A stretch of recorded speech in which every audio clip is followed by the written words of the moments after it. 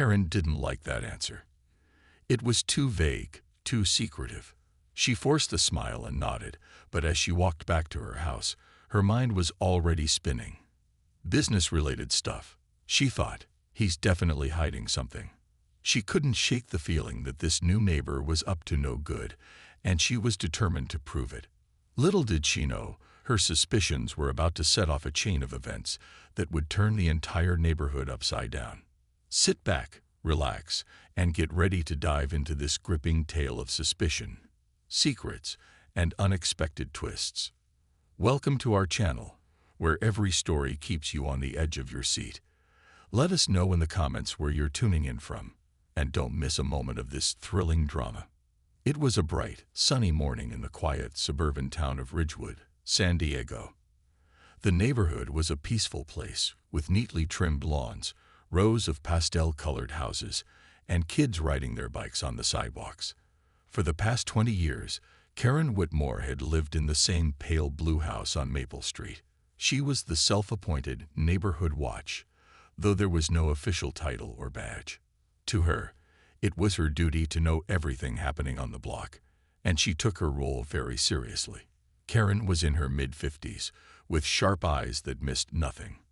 She had short, curly hair, always neatly styled, and she spent most of her time taking care of her cat, Mittens, and making sure everything in the neighborhood was in order. To Karen, change was unsettling, and she liked things just the way they were. That morning, as she sipped her morning coffee by the window, she noticed a large moving truck pull up to the vacant house next door. Her eyes narrowed as she watched the scene unfold. The house had been empty for months, and Karen had grown used to the quiet. But now she saw a new face, someone she didn't recognize. A tall, well-dressed black man stepped out of the truck, talking to the movers and directing them to bring in boxes and furniture. Karen's curiosity was piqued. She put down her coffee and leaned closer to the window, adjusting the blinds just enough to see without being seen. "Who is this?" she muttered to herself. She didn't like surprises, and this new neighbor was definitely unexpected. The man, John, seemed friendly enough. He greeted the movers with a smile, offered them water, and even joked around a bit. But Karen's mind was already racing. Why didn't I see a for sale sign? She thought. How did I not know someone was moving in?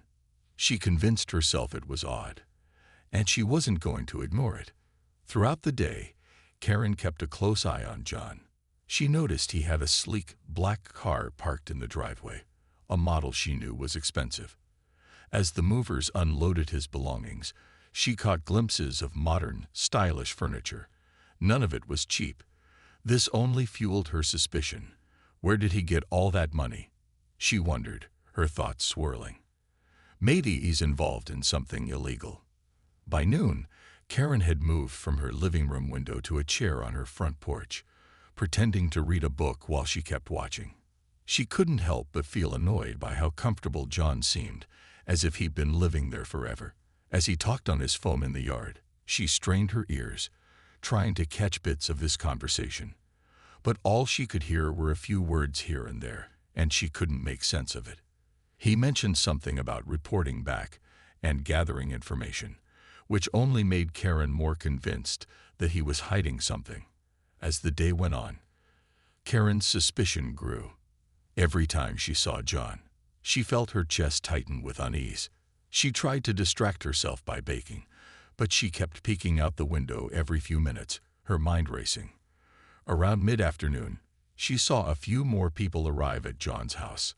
They looked like family or close friends, and they helped him with the rest of the move. They laughed, shared stories, and enjoyed each other's company. But to Karen, it looked like a group trying to blend in, trying too hard to seem normal.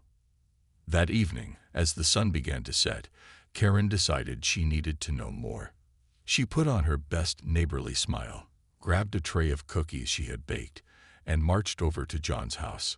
She rang the doorbell, her heart beating faster than she'd care to admit.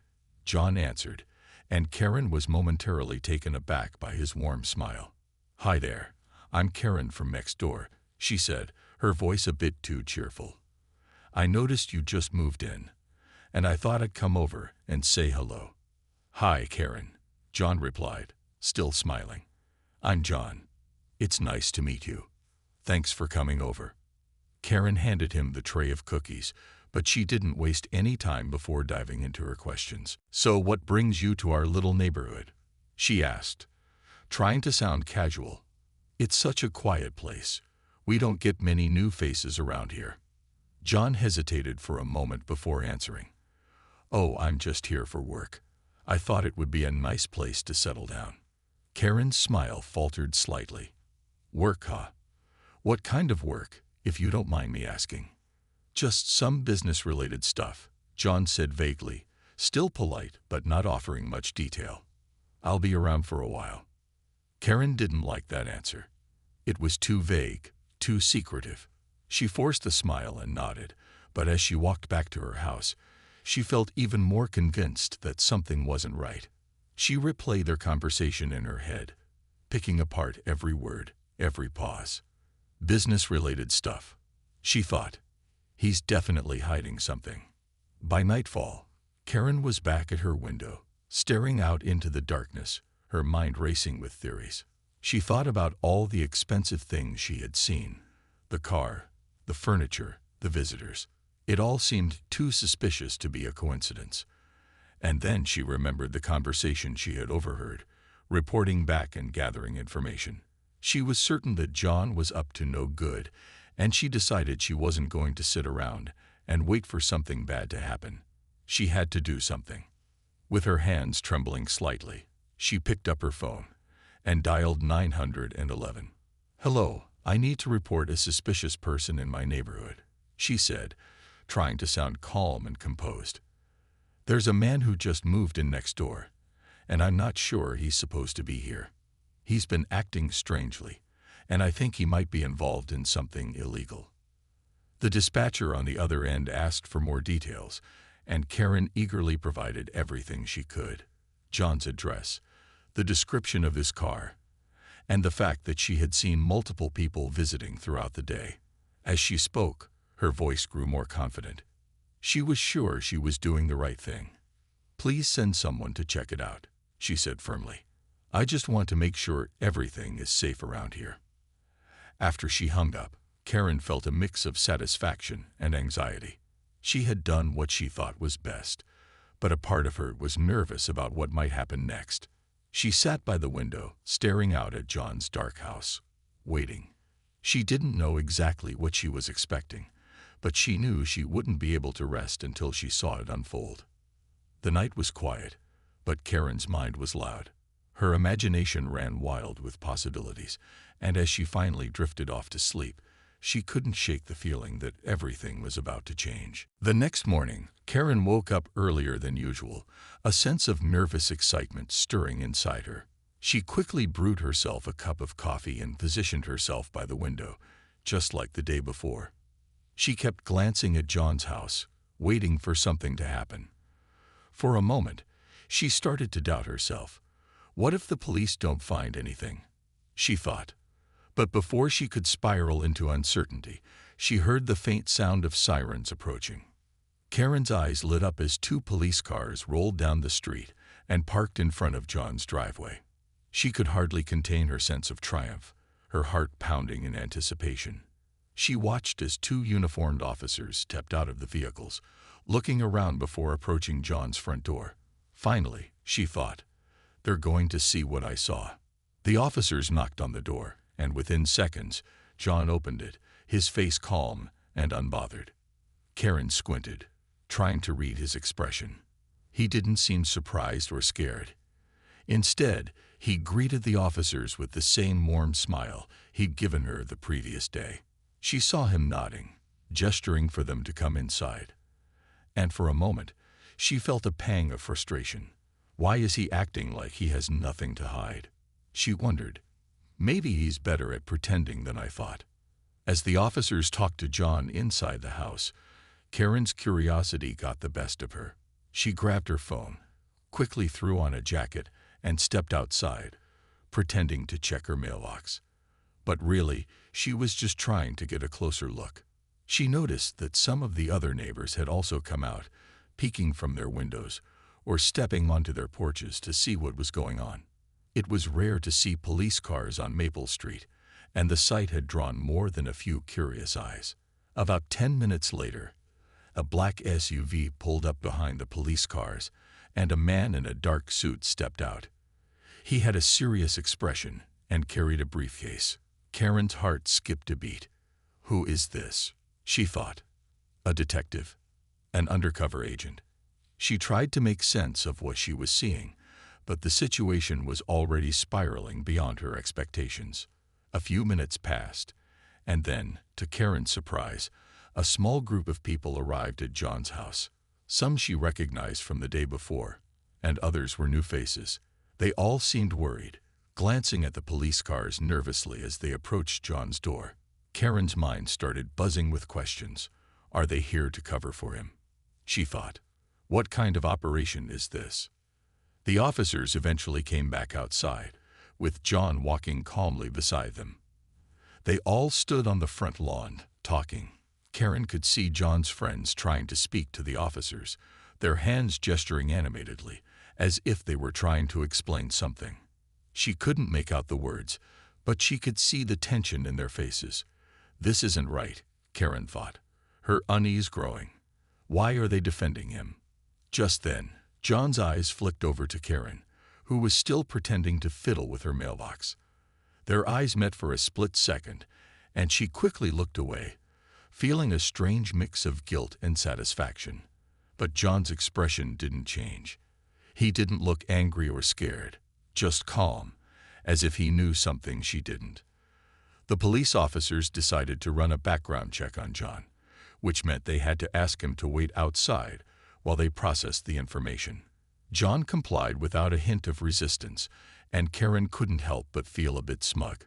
Finally, she thought, we'll see what's really going on. Karen stepped a little closer, trying to look as though she had just noticed the commotion. "Oh, officers, is everything okay?" she called out, feigning concern as she approached. "I couldn't help but see the police cars, and I just thought I should check if everything was all right." One of the officers looked up, slightly surprised. "Ma'am, we're handling the situation. There's nothing to worry about right now." But Karen wasn't done. "I'm glad you're here," she said, her voice louder than necessary, making sure everyone could hear. "I've been seeing some very suspicious activity around this house. I mean, I didn't want to jump to conclusions, but it's better to be safe than sorry, right?" She forced a laugh, but it came out awkward and hollow. The officer's polite smile faltered, and he looked over at John, who was still standing quietly nearby. "Ma'am, we appreciate your concern," he said, his tone more firm this time. "But please, let us do our job." Karen was undeterred. "I just think it's strange, you know. He's been having people coming in and out, and I heard him talking about some kind of operation on the phone. I'm just saying, you never know these days." She knew she was pushing it, but she couldn't help herself. She felt like she was finally being heard, and she wanted everyone to understand that she had been right to call. John's friends, who had been listening to her rant, looked visibly upset. "This is ridiculous," one of them said, stepping forward. "John hasn't done anything wrong. He's a good man, and you're making baseless accusations." Karen shot back. "Well, if he's got nothing to hide, then there shouldn't be any problem, right?" The tension was thick in the air, and for a moment, nobody spoke. Karen could feel her heart beating wildly, both from excitement and nerves. She didn't know how this would end, but she was sure she had done the right thing. Then one of the officers' radios crackled, and they all went silent, listening. After a few seconds, the officer nodded and spoke into the radio, then turned back to the group. "We've got the information," he said. "Thank you for your cooperation, Mr. Johnson." Karen's stomach twisted. "Mr. Johnson," she thought. Why did they say it like that? One of the officers walked over to John, and to everyone's surprise, he extended his hand. "Special Agent Johnson, I apologize for the inconvenience. We were just following up on a call, but it looks like everything is in order." The words hit Karen like a punch to the gut. "Special agent," she whispered, her mouth dry. She felt like the ground had been pulled out from under her. "This can't be right." John nodded, shaking the officer's hand. "I understand," he said, his voice calm and respectful. "I appreciate you doing your job. No hard feelings." Karen's mind was spinning, trying to make sense of what she had just heard. Special agent. She had been so sure that John was hiding something, but she never imagined he could be law enforcement. As if to confirm her worst fears, the man in the suit stepped forward, shaking John's hand as well. "Glad to see you've settled in, Agent Johnson," he said, smiling. "I'll be in touch about the next briefing." Karen's face went pale. She felt the weight of every word she had said to the police, the accusation she had thrown around so carelessly. All eyes were on her now, and she could feel her neighbor's judgment. Her mouth opened, but no words came out. She had no idea how to explain herself, no idea how to undo what she had done. John turned to Karen, his expression still kind but firm. "I'm sorry for any misunderstanding, ma'am," he said, "but I'm not involved in anything illegal. I moved here for work, and yes, I'm with the FBI.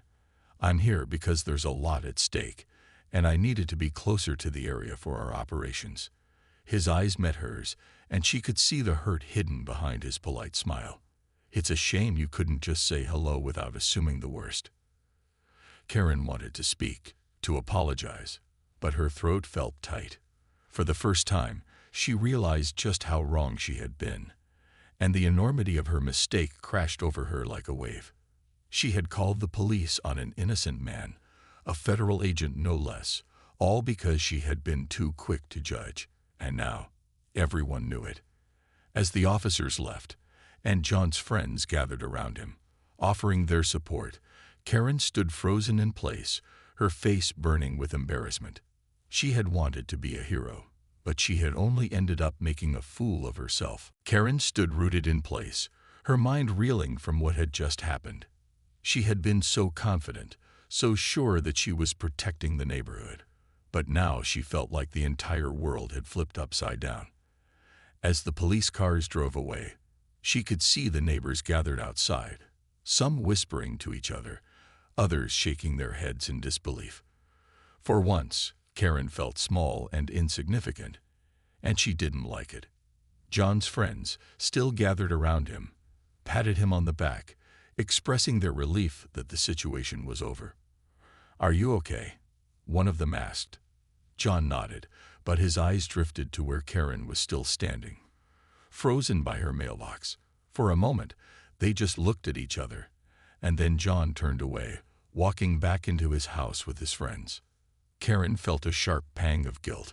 She wanted to go over and explain herself, to tell him that she was just trying to be vigilant, but she couldn't bring herself to move. "What would I even say?" she thought. She had been wrong, completely, utterly wrong. And now everyone knew it. As she slowly walked back to her house, she could feel the eyes of her neighbors on her, burning with judgment. The news of what happened spread quickly around Ridgewood. By the next day, everyone seemed to know about the incident on Maple Street. Karen could feel the shift in the air. People who once waved to her cheerfully now barely acknowledged her. Some of her neighbors whispered when she walked by, while others didn't bother hiding their disapproval. She had never felt this kind of isolation before, and it stung. A few days later, Karen went to her usual book club meeting, hoping to find some sense of normalcy. But even there, the atmosphere was different. Her friends, who would normally chat with her about everything from gardening to local gossip, were quiet, exchanging awkward glances. Finally, one of them, Margaret, spoke up. "Karen, we heard about what happened with the new neighbor," she said carefully. "Why would you do something like that?" Karen opened her mouth to respond, but she didn't have a good answer. I thought I was doing the right thing," she said, her voice barely a whisper.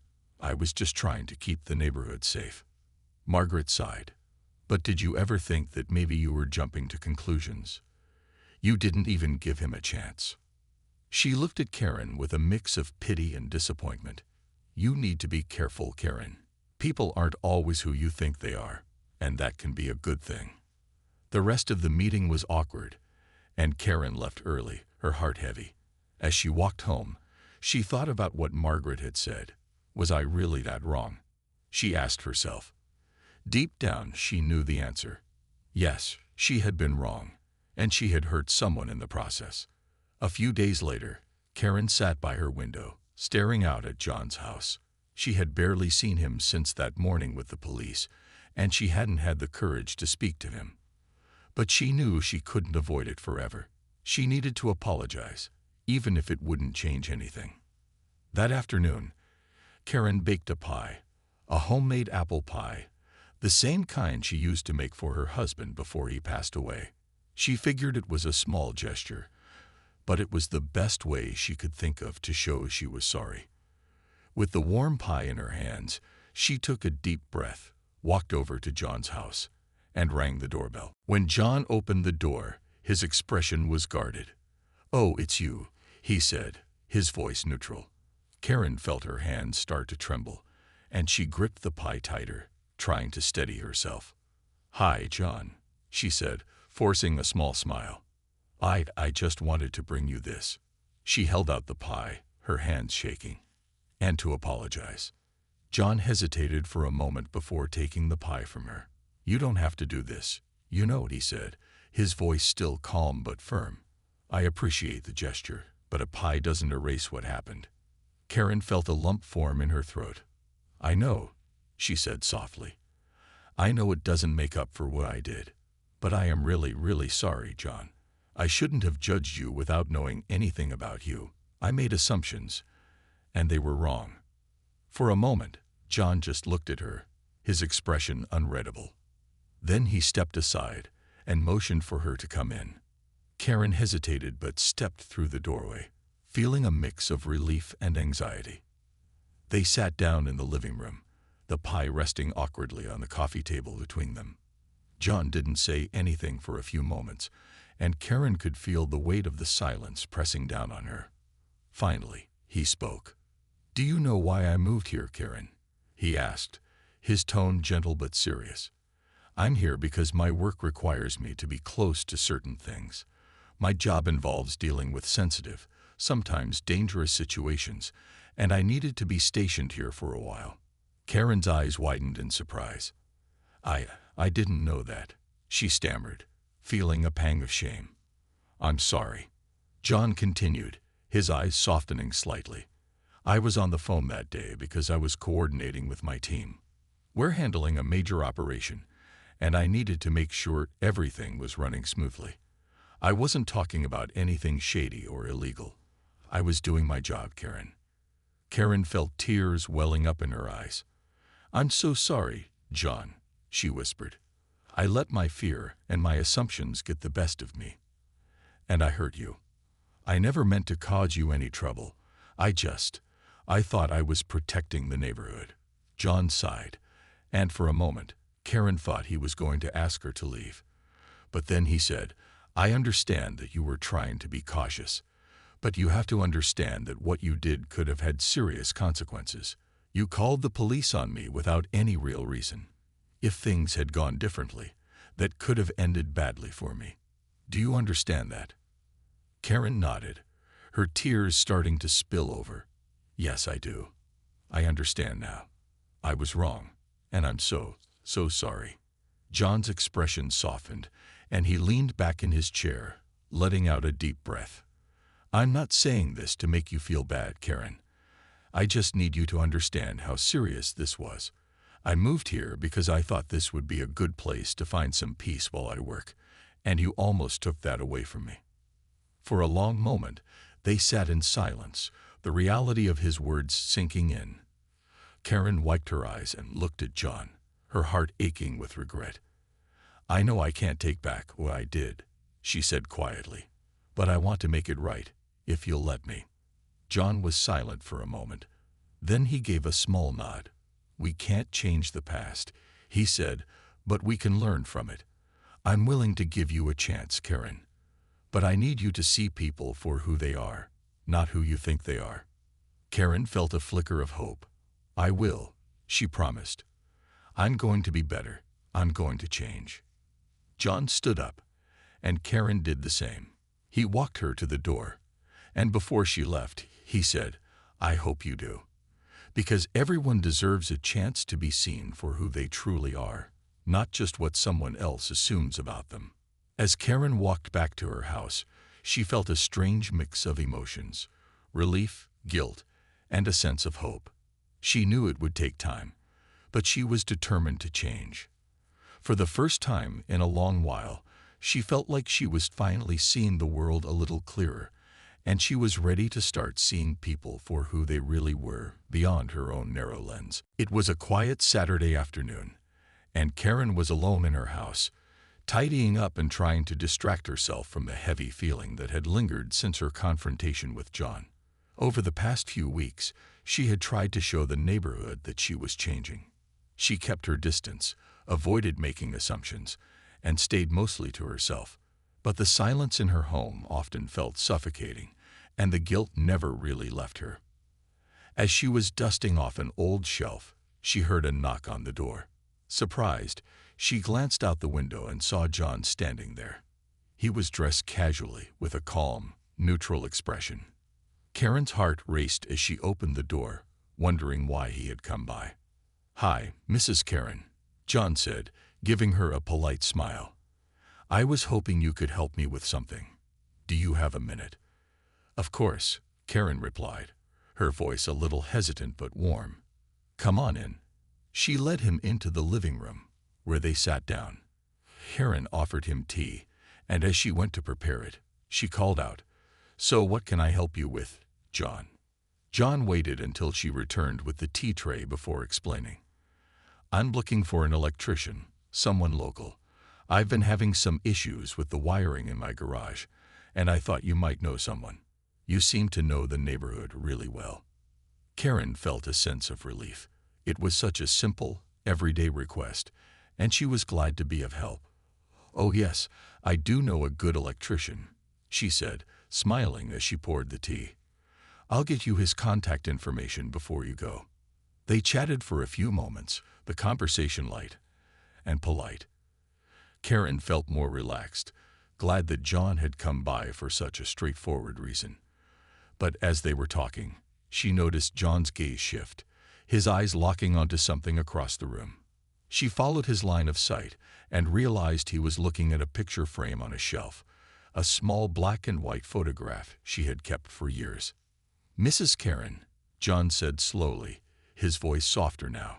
Can I see that photo? Karen hesitated for a moment, but then nodded. She picked up the frame and handed it to him, her hands suddenly trembling. As John studied the photograph, his expression changed, a mix of surprise and deep emotion crossing his face. I have this exact same photo, he said quietly, looking up at Karen. It's a picture of my father. Where did you get this? Karen felt a jolt run through her. Her mind raced as she tried to make sense of what he was saying. Your father? She repeated, her voice barely audible. This photo was taken a long time ago, back when I was married to him. John's eyes widened slightly, and he looked at her, trying to process what she was saying. You were married to my father? He asked, his voice filled with disbelief. Karen's hands shook as she placed her teacup down, her composure slipping. She knew this moment would change everything, but she hadn't expected it to happen like this. Yes, she whispered, her eyes welling up with tears. He was my first husband.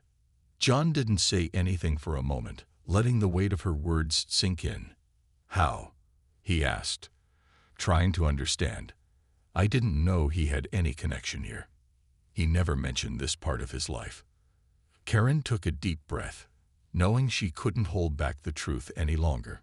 She had kept this story buried for years, but now it was time to share it. We met when we were young, and we fell in love, she said, her voice trembling as she recalled the past. But it wasn't easy. His family, they didn't approve of me.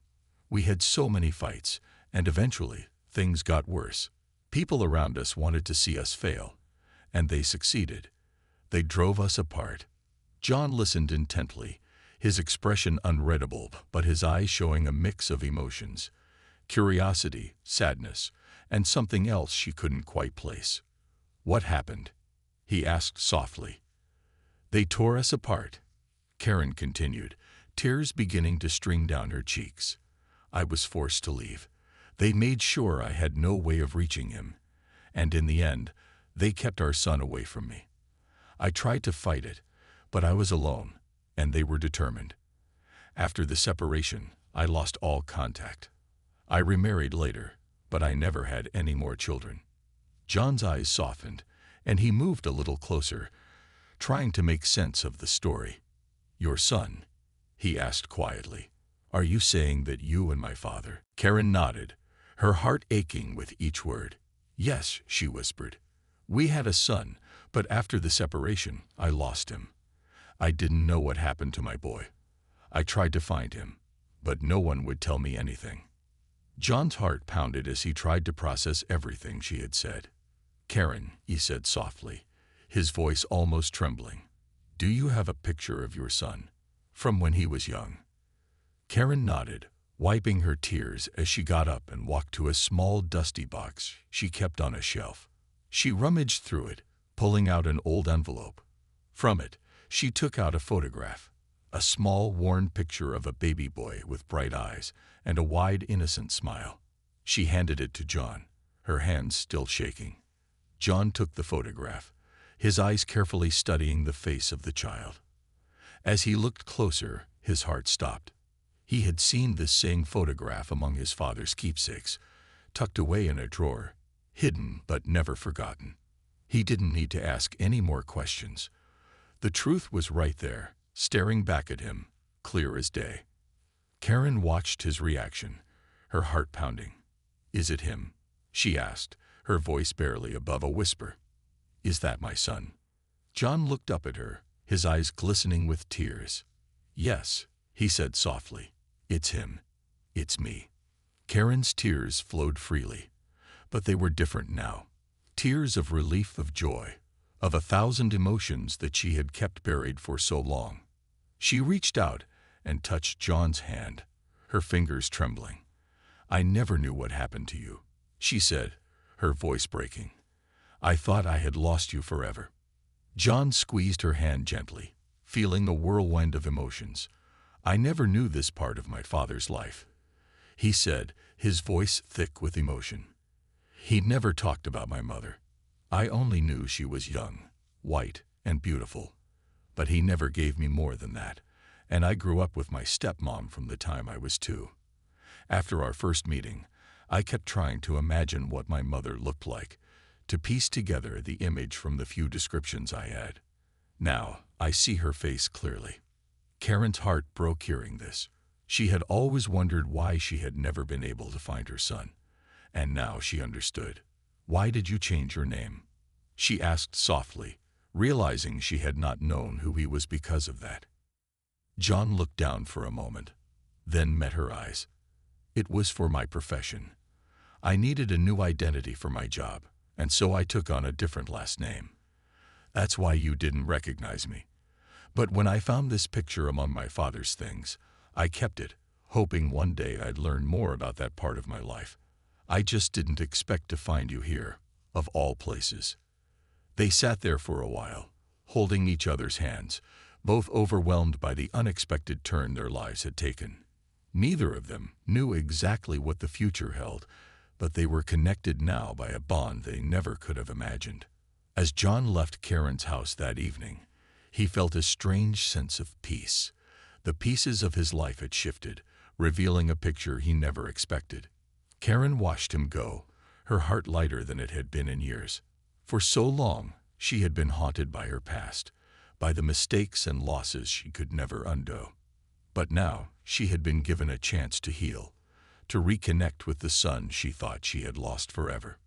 For Karen and John, this was not an ending, but a beginning. A chance to learn more about each other, to mend the wounds of the past, and to see where their newfound connection would lead them. Sometimes, the most unlikely paths can lead us to the people we were meant to find. And fate has a way of bringing everything full circle, even when we least expect it. Wow, what a fateful meeting of mother and son. Are they truly blood? Well, it is what it is. Did you enjoy this compelling story? Let us know in the comment box. Thanks for watching. See you in the next video.